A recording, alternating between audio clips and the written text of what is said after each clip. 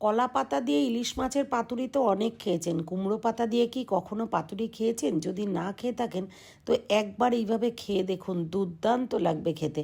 নমস্কার বন্ধুরা, মিঠুর কুকিং চ্যানেলে আপনাদেরকে আবারও স্বাগত।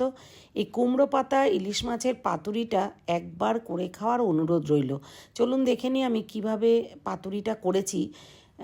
কুমড়ো পাতা নিয়ে নিয়েছি বেশ কিছু, মানে কুমড়োর ডগা বাজার থেকে কিনে নিয়ে এসেছি।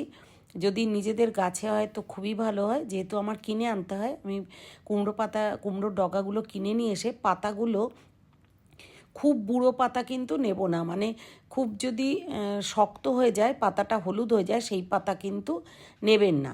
এমনি একটু কচি পাতা হলেই ভালো হয়, বা যেরকম আর কি মিডিয়াম ধরনের যে পাতাগুলো হয় সেই ধরনের পাতাগুলো নিয়ে মাঝখান থেকে প্রথমে এই শিরগুলোকে টেনে টেনে বাইরে করে দিতে হবে, মানে এগুলোকে শিরগুলোকে ফেলে দিতে হবে। দিয়ে ভালো করে পাতাগুলোকে নর্মাল জলে ধুয়ে জল ঝরাতে রেখে দিয়েছি। এরপর ইলিশ মাছ নিয়েছি, নিয়ে ভালো করে ধুয়ে নিয়ে আঁশ ছাড়িয়ে ধুয়ে লবণ আর হলুদ মাখিয়ে রেখে দেব। তো ভালো করে কিন্তু লবণ হলুদটা প্রত্যেকটা ইলিশ মাছের গায়ে মাখিয়ে নিতে হবে।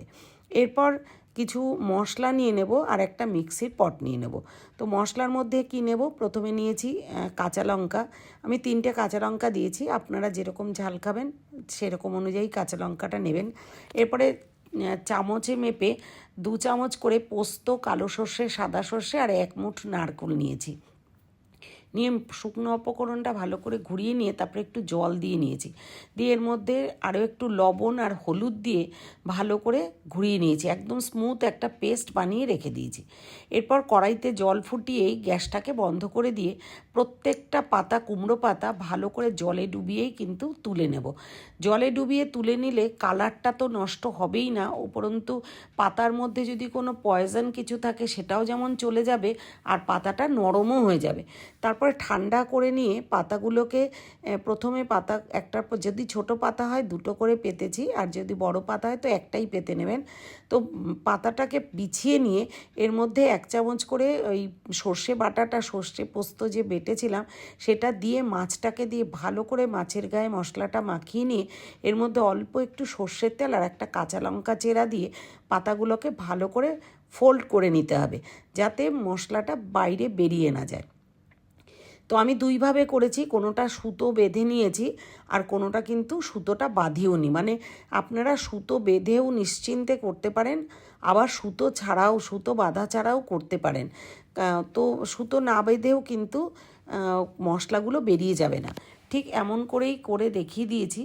তো আরও একটা পাতা আমি ফোল্ড করে দেখিয়ে দিচ্ছি, দেখুন। প্রথমে ওরকম সর্ষে আর নারকেলের যে সর্ষে পোস্ত নারকেলের যে পেস্টটা, এটা প্রথমে একটু দিয়ে তারপরে নুন লবণ হলুদ মাখানো মাছটা দিয়ে তার মধ্যে আরও একটু পেস্ট দিয়ে, মশলার পেস্ট দিয়ে, একটু সর্ষের তেল আর একটু কাঁচা লঙ্কা চিড়ে দিয়ে ভালো করে ফোল্ড করে নেব।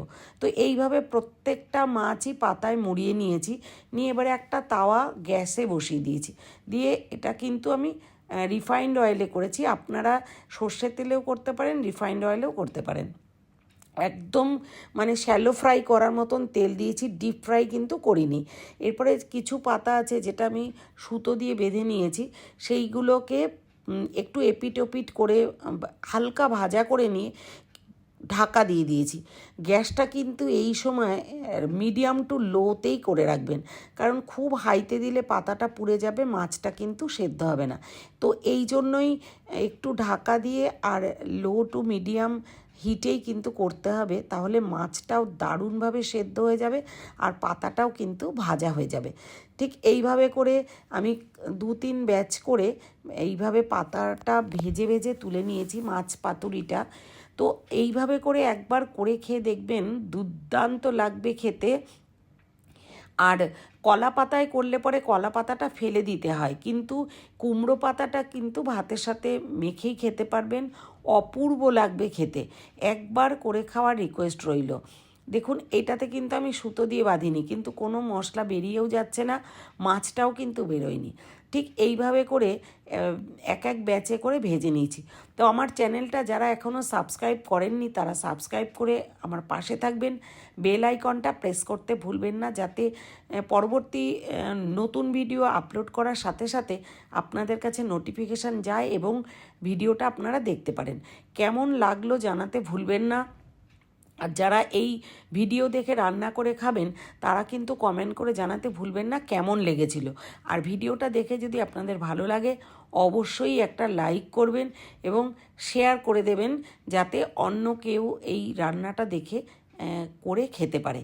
তো দুর্দান্ত স্বাদের এই রান্নাটা দেখানোর জন্য বা আপনাদের এতক্ষণ দেখার জন্য অনেক অনেক ধন্যবাদ। আর কমেন্ট করে জানাবেন কেমন লেগেছে। খেতে কিন্তু অপূর্ব লেগেছে। একবার যদি এরকম করে খাওয়ান তাহলে কোনো গেস্টকে খাওয়ালে সেও কিন্তু চাইবে আর একবার খেতে।